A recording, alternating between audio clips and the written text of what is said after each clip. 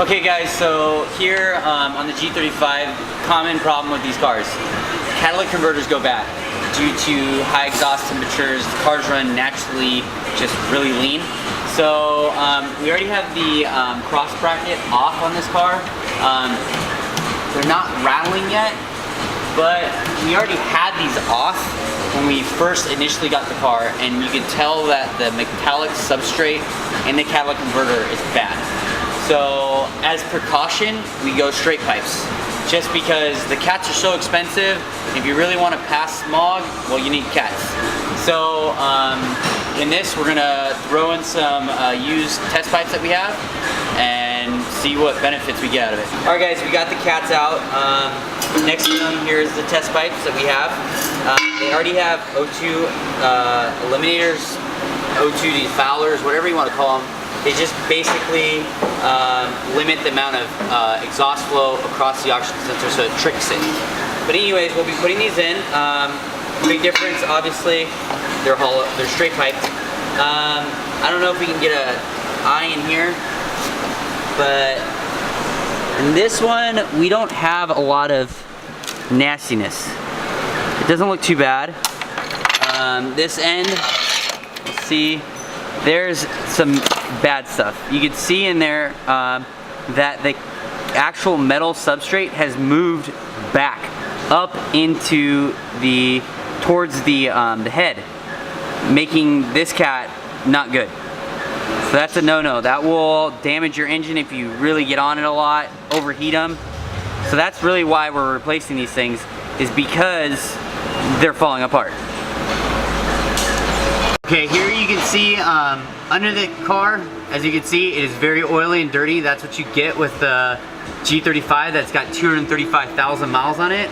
Kind of to be expected. Valve cover gaskets are leaking. But we're looking at the headers. This header, it's got a lot of black soot in it, so that makes me a little bit happier. I'm hoping that this side's running a little rich. If you look at the other side though, it's cleaner. Looks whiter, so I'm wondering if this side is running a little lean. Unsure, because this model, an 03, does not have wideband oxygen sensors.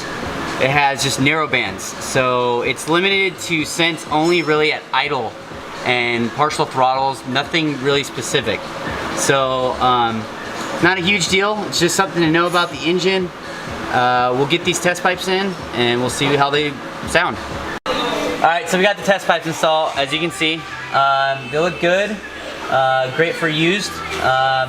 So while we were doing this though, we drove the car and we heard some weird sounds from the exhaust. I assumed that it was just the catalytic converters making some clicking noise, but as we said earlier, this car has 236,000 miles on it, stock exhaust. We found in the back that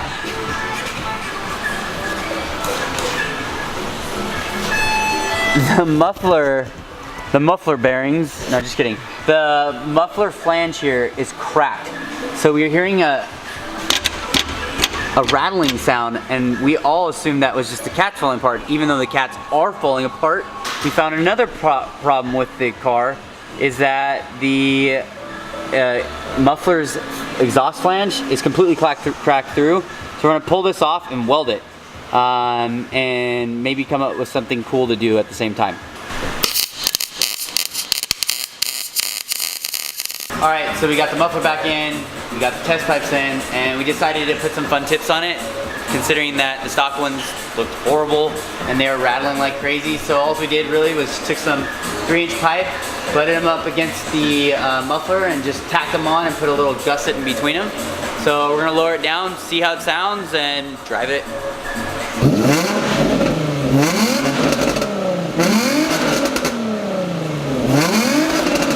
Okay, so we got our test pipes installed.